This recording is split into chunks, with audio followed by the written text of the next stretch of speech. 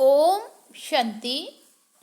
आज है 2 नवंबर 2023 की साकार मुरली है। बाबा बोले, मीठे बच्चे, याद रूपी दवाई से स्वयं को एवर निरोगी बनाओ। याद और सुदर्शन चक्र फिराने की आदत डालो तो विक्रमा जीत बन जाएंगे। आज का प्रश्न है, जिन बच्चों को अपनी उन्नति का सदा ख्याल रहता है उनकी निशानी क्या होगी? उत्तर है, उनकी हर एक्ट सदा श्रीमत के आधार पर होगी। बाप की श्रीमत है, बच्चे देह अभिमान में न आओ। याद की यात्रा का चार्ट रखो, अपने हिसाब किताब का पोता मेल रखो। चेक करो कितना समय हम बाबा की याद में रहे, कितना समय किसको समझाया। गीत बजा है, तू प्यार का सागर है। ओम शांति। यहाँ जब बैठते हो तो बाप की याद में बैठना है। माया बहुतों को याद करने नहीं देती क्योंकि देह अभिमानी है। कोई को मित्र संबंधी, कोई को खान पान आदि याद आता रहता है। यहाँ जब आते हो तो बाप का आवाहन करना चाहिए। जैसे लक्ष्मी की पूजा होती है तो लक्ष्मी का आवाहन करते हैं। लक्ष्मी कोई आती नहीं है, यह सिर्फ कहा जाता है। तो तुम भी बाप को याद करो अथवा आवाहन करो। बात एक ही है, याद से ही विकर्म विनाश होंगे। धारणा नहीं होती है क्योंकि विकर्म बहुत किए हुए हैं, जिस कारण बाप को भी याद नहीं कर सकते। जितना बाप को याद करेंगे उतना विकर्मा जीत बनेंगे, हेल्थ मिलेगी। है बहुत सहज, परंतु माया अथवा पास्ट के विकर्म रुकावट डालते हैं। बाप कहते हैं, तुमने आधा कल्प अयथार्थ याद किया है, अभी तो प्रैक्टिकल में आवाहन करते हो क्योंकि जानते हो आने वाला है, मुरली सुनाने वाला है। परंतु यह याद की आदत पड़ जानी चाहिए। एवर निरोगी बनाने लिए सर्जन दवाई देते हैं कि मुझे याद करो, फिर तुम मेरे से आकर मिलेंगे। मुझे याद करने से ही वर्षा पाएंगे। बाप और स्वीट होम को याद करना है। जहाँ जाना है वह बुद्धि में रखना है। बाप ही यहाँ आकर सच्चा पैगाम देते हैं और कोई भी ईश्वर का पैगाम नहीं देते हैं। वे तो यहाँ स्टेज पर पाठ बजाने आते हैं और ईश्वर को भूल जाते हैं। ईश्वर का पता नहीं रहता है। उनको वास्तव में पैगंबर मैसेंजर कह नहीं सकते। यह तो मनुष्यों ने नाम लगाए हैं। वे तो यहाँ आते हैं, उनको अपना पाठ बजाना है, तो याद फिर कैसे करेंगे? पाठ बजाते पतित बनना ही है, फिर अंत में पावन बनना है। पावन तो बाप ही आकर बनाते हैं। बाप की याद से ही पावन बनना है। बाप कहते हैं, पावन बनने का एक ही उपाय है, देह सहित जो भी देह के संबंध है उनको भूल जाना है। तुम जानते हो मुझ आत्मा को याद करने का फरमान मिला है, उस पर चलने से ही फरमान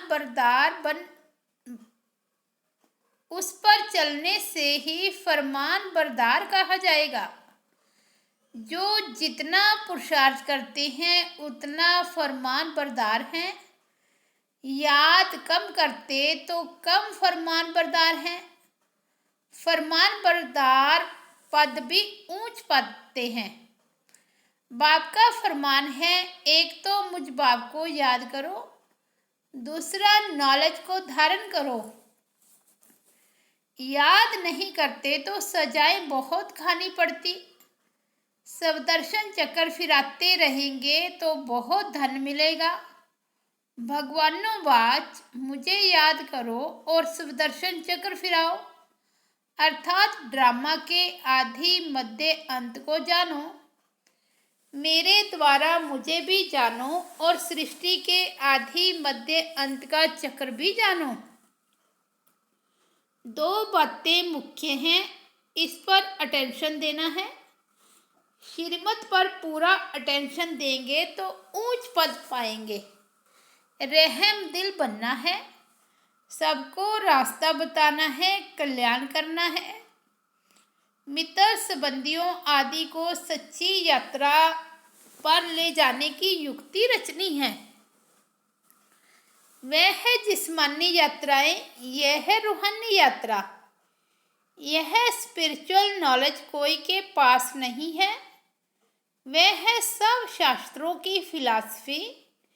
यह है स्पिरिचुअल रूहानी नॉलेज। सुप्रीम रूह यह नॉलेज देते ही हैं रूहों को समझाकर वापस ले जाने लिए। कई बच्चे यहाँ आकर बैठते हैं तो कोई लाचारी बैठते हैं। अपनी सवोन्नति का कुछ भी ख्याल नहीं है। देह अभिमान बहुत है। देही अभिमानी हो तो रहम दिल बने, श्रीमत पर चले, फरमान बरदार नहीं है। बाप कहते हैं, अपना चार्ट लिखो, कितना समय याद करते हैं, किस किस समय याद करते हैं। आगे चार्ट रखते थे। अच्छा, बाबा को ना भेजो, अपने पास तो चार्ट रखो। अपनी शक्ल देखनी है, हम लक्ष्मी को वरने लायक बने हैं। व्यापारी लोग अपने पास पोता मेल रखते हैं। कोई कोई मनुष्य अपनी सारे दिन की दिनचर्या लिखते हैं। एक हॉबी रहती है लिखने की। यह हिसाब किताब रखना तो बहुत अच्छी बात है कि कितना समय हम बाबा की याद में रहे, कितना समय किसको समझाया। ऐसा चार्ट रखे तो बहुत उन्नति हो जाए। बाप राय देते हैं, ऐसे ऐसे करो। बच्चों को अपनी उन्नति करनी है। माला का दाना जो बनते हैं उनको पुरुषार्थ बहुत करना है। बाबा ने कहा था, ब्राह्मणों की माला अभी नहीं बन सकती, अंत में बनेगी। जब रुद्र की माला बनेगी। ब्राह्मणों की माला के दाने बदलते रहते हैं। आज जो 3-4 नंबर में है, कल वह लास्ट में चले जाते हैं। कितना फर्क हो जाता। कोई गिरते हैं तो दुर्गति को पा लेते। माला से तो गए, प्रजा में भी बिल्कुल चंडाल जाकर बनते हैं। अगर माला में पिरोना है तो उसके लिए बड़ी मेहनत करनी पड़े। बाबा बहुत अच्छी राय देते हैं, अपनी उन्नति कैसे करो। सबके लिए कहते हैं, भल कोई गूंगा होते भी इशारे से कोई को बाप की याद दिला सकते हैं। बोलने वाले से ऊंचा जा सकते हैं। अंधे लूले कैसे भी हो, तंदुरुस्त से भी जास्ती पद पा सकते हैं। सेकंड में इशारा दिया जाता है। सेकंड में जीवन मुक्ति गाई हुई है ना। बाप का बना और वर्षा तो मिल ही जाएगा। फिर उसमें नंबरवार पद जरूर है। बच्चा पैदा हुआ और वर्षे का हकदार बन जाता है। यहाँ तुम आत्मा तो हो ही मेल्स, तो फादर से वर्षे का हक लेना है। सारा मदार पुरुषार्थ के ऊपर है। फिर कहेंगे कल पहले भी ऐसे पुरुषार्थ किया था। माया के साथ बॉक्सिंग है। पांडवों की थी ही माया रावण से लड़ाई। कोई तो पुरुषार्थ कर विश्व के मालिक डबल सिरताज बनते हैं, कोई फिर प्रजा में भी नौकर चाकर बनते हैं। सभी यहाँ पढ़ रहे हैं, राजधानी स्थापन हो रही है। अटेंशन जरूर आगे वाले दानों तरफ जाएगा। 8 दाने कैसे चल रहे हैं पुरुषार्थ से मालूम पड़ता है। ऐसे नहीं अंतर्यामी हैं, सबके अंदर को रीड करते हैं। नहीं, अंतर्यामी माना जानी जाननहार। ऐसे नहीं कि हर एक के दिल की बात बैठकर जानते। जानी जाननहार अर्थात नॉलेजफुल हैं। सृष्टि के आदि मध्य अंत को जानते हैं। एक एक की दिल को थोड़े ही बैठ रीड करेंगे। मुझे थॉट रीडर समझा है क्या? मैं जानी जाननहार हूँ अर्थात नॉलेजफुल हूँ। पास्ट प्रेजेंट फ्यूचर को ही सृष्टि का आदि मध्य अंत कहा जाता है। यह चक्र कैसे रिपीट होता है उसकी रेपिटेशन को जानता हूँ। वह नॉलेज तुम बच्चों को पढ़ाने आता हूँ। हर एक समझ सकते हैं कि कौन कितनी सर्विस करते हैं, क्या पढ़ते हैं। ऐसे नहीं कि बाबा एक एक को बैठ जानते हैं। बाबा सिर्फ यह धंधा थोड़े ही बैठ करेंगे।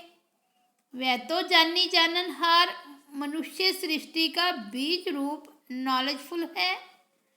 कहते हैं मनुष्य सृष्टि के आदि मध्य अंत और जो मुख्य एक्टर्स हैं उनको जानता हूँ।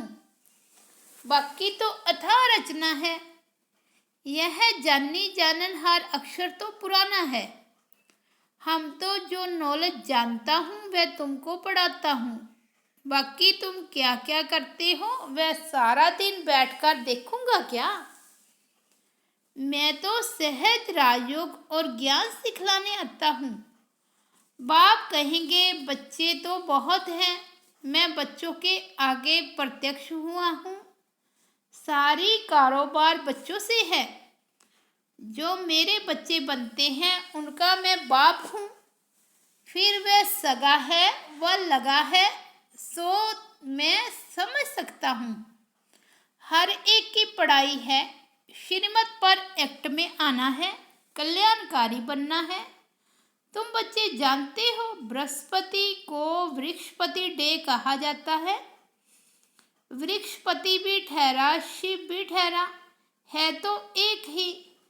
गुरुवार के दिन बच्चों को स्कूल में बिठाते हैं। जैसे सोमनाथ का दिन सोमवार है, शिव बाबा सोम रस पिलाते हैं।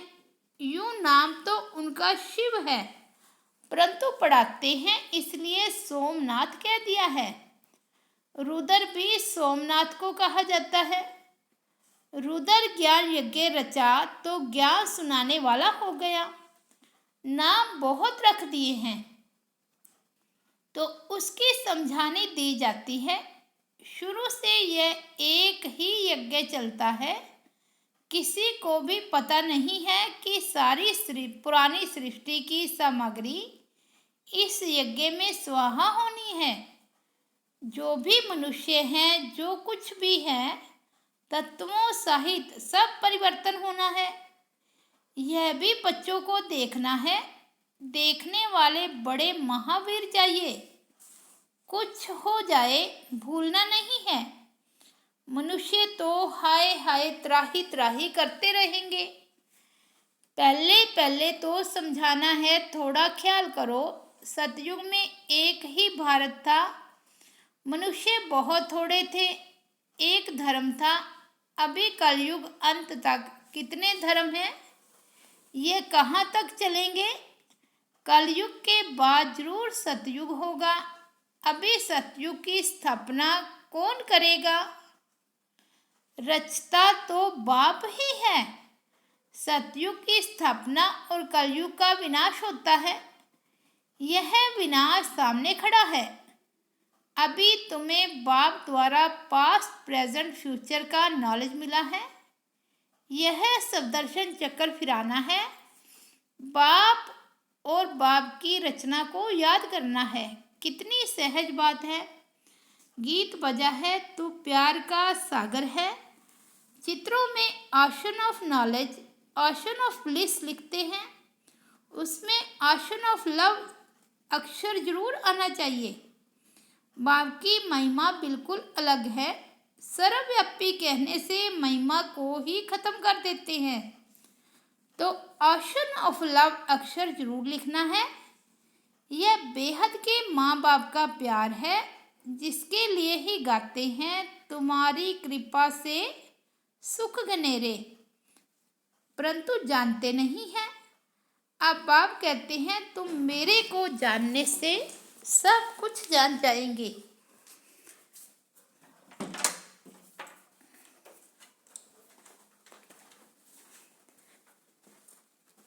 मैं ही सृष्टि के आदि मध्य अंत का ज्ञान समझाऊंगा।